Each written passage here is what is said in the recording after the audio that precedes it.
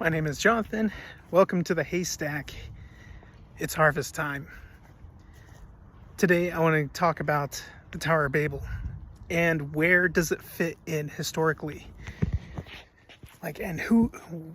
What's Nimrod? Where is Nimrod? In the Book of Mormon, they have the Valley of Nimrod, right? When those people left at the Tower of Babel. But when was the Tower of Babel? Well, if you go through Mesopotamian history, we should be able to identify when this tower was built, when we saw these changes and a division of language. However, we don't see that the literal way it's described in the biblical text. But we do see things that are very similar to that could be contextually understood.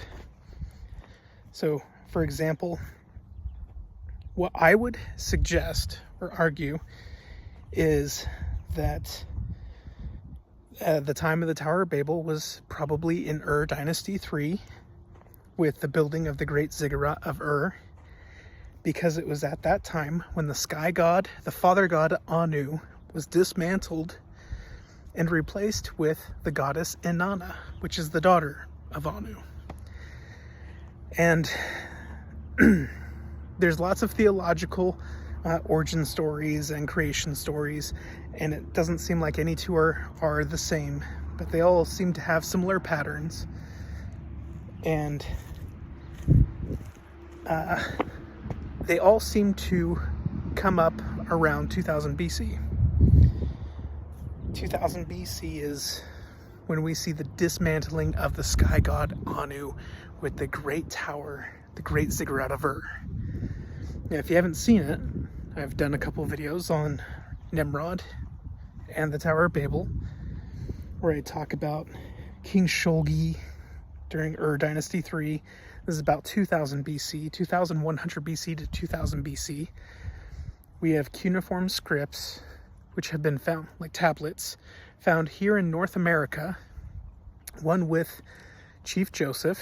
That tablet dates to the time of the establishment of the goddess Inanna. So, Ur Dynasty 3, King Sholgi's son, who I can't remember his name. Anyways, the funny thing there is, I think our timing of Old Testament, specifically things that took place in Genesis, I think our timing is off. And the literal interpretation of Genesis is just confusing for everybody. But we should be able to identify these things historically. Now, we do have historical synchronisms. Like, for instance, the tablets, right? They date to that time. When would we see that come over? Probably with the brother of Jared. They came over, so we would expect to see something from that time. And we do. And scholars, when they've gone through the chain of evidence and tried to track down, oh, maybe this cuneiform script is just forgery. Well, they found that it's not a forgery, but they also can't account for how it came to North America, because those similar scripts and tablets were not even found out about until 10 years after that tablet was donated to the West Point Museum, or the West Point location. And I've gone through the chain of custody and have that all written down in some previous videos.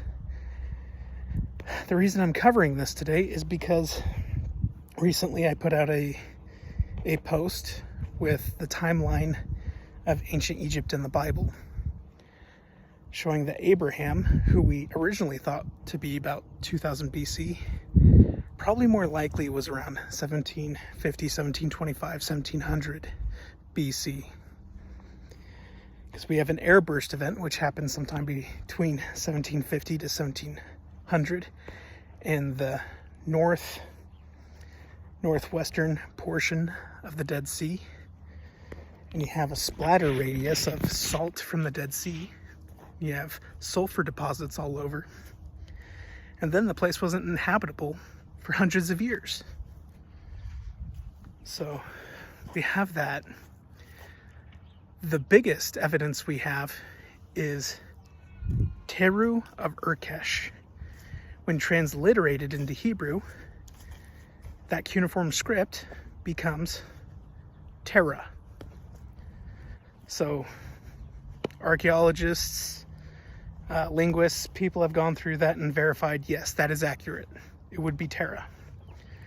And we know Abraham, the name Ibrahim with an I, that had already existed for hundreds and hundreds of years before then. I think it was Sargon of Akkad had a son, and one of the names was Ibrahim. So there's already a precedence for the name Abraham or Abram. But what we see with Teru of Urkesh, what was his history? If you've seen my interview with Dr. David A. Falk on ancient Egypt and the Bible, from Abraham to the Exodus, we talk about this. I've had some shorts about this. But Teru ends up basically selling off. He's the leader of the city-state of Urkesh, and he's caught in the middle of wars, and he's trying, to me, it seems like he's trying to fit in. And so he's basically being a pushover and trying to accept the city-states and gods of other people and be basically like their soldier boy to go and do the dirty work that nobody else wants to do. Ultimately, his own city-state rejects him, cast him out. He becomes an Hapiru, which is a wanderer, a gun for hire. But this would allow for him, like he would have understood cuneiform script, would have raised Abraham to learn cuneiform. Abraham would have been in his scribal school because he's a leader's son, would have learned some Egyptian. They obviously would have recontextualized things for themselves, but he would have been, serving these other city-states, these other gods, trying to fit in for them, appease the world. A bunch of DEI stuff, right? And because of that, his own city-state rejects him, leaving Abraham to go on this journey and rediscover the Lord. So it leaves him for a need of restoration. And this is where he goes into Canaan, goes into Salem, Jerusalem. Melchizedek receives the priesthood there, pays the tithe. So we have a historical synchronism there that does also fit in with the history, the evidential history, and then the circumstantial history, if that's the right word, but the circumstance of the air burst, right? Sodom and Gomorrah being destroyed. Boo. Not only that, but at that time, you have the end of the 13th dynasty of Egypt. This is when Abraham would have had interactions with Egypt, is 13th, the end of the 13th dynasty. 14th dynasty is a bunch of warlords. This is where Egyptologists say Yakapor. They say that's not Jacob. Jacob was just common name, and that Yakapor, scribal seal, actually belonged to a tribal warlord. Maybe it was Jacob. But they say that belonged to a 14th dynasty group.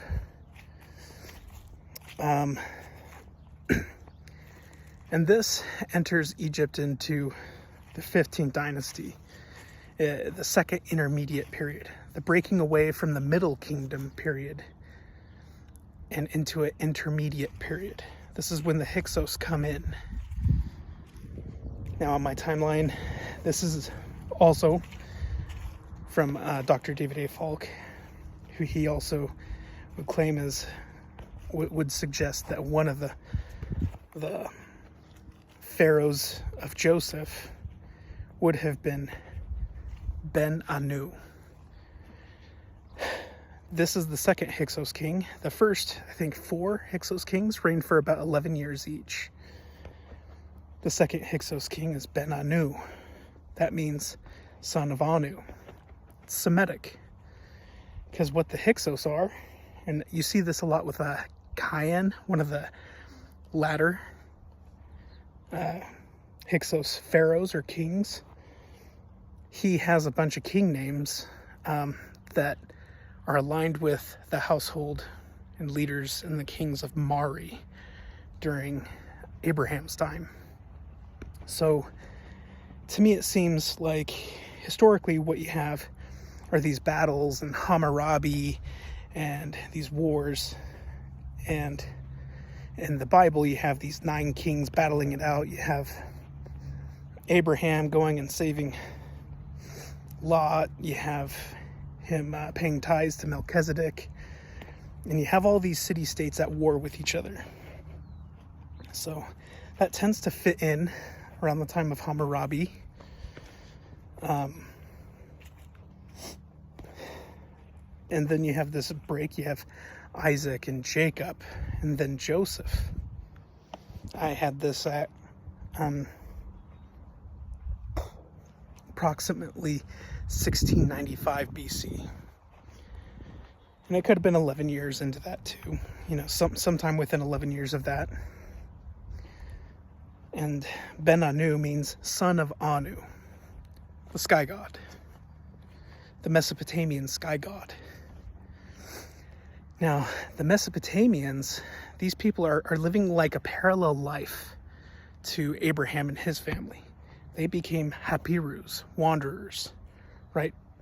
But then you also have the dissolvement of city-states and these wars and these families, turnover of all this stuff. And you have these families also kind of running away, trying to find safety somewhere. And a lot of them in the 13th dynasty had already established connections and trade and going back and forth with Egypt. So that carries on for the descendants. And this is where you have all these Semitic groups moving into Egypt. And so when I see these Hyksos kings, these are like families who lived parallel lives to the Abrahamic family. They just happened to come into a position of rulership in Egypt and take over.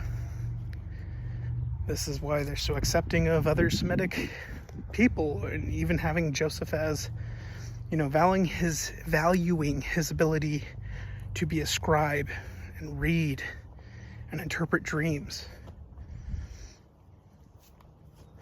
Because they're kind of having, they took over Egypt without really translating and continuing a lot of the patterns the Egyptians had. They kind of took over things, but kind of forgot how a lot of things happened. And so they're trying to adjust, they're trying to remember, they're trying to fit into Egyptian culture. And they're doing the best they can. They're fitting their gods in with the Egyptian gods. They're probably, internalizing some of that and contextualizing it to fit their understanding. And then eventually, the Pharaoh who knew not Joseph, which I would assume is the beginning of the 18th dynasty, you have Akhmos and Kamos come through,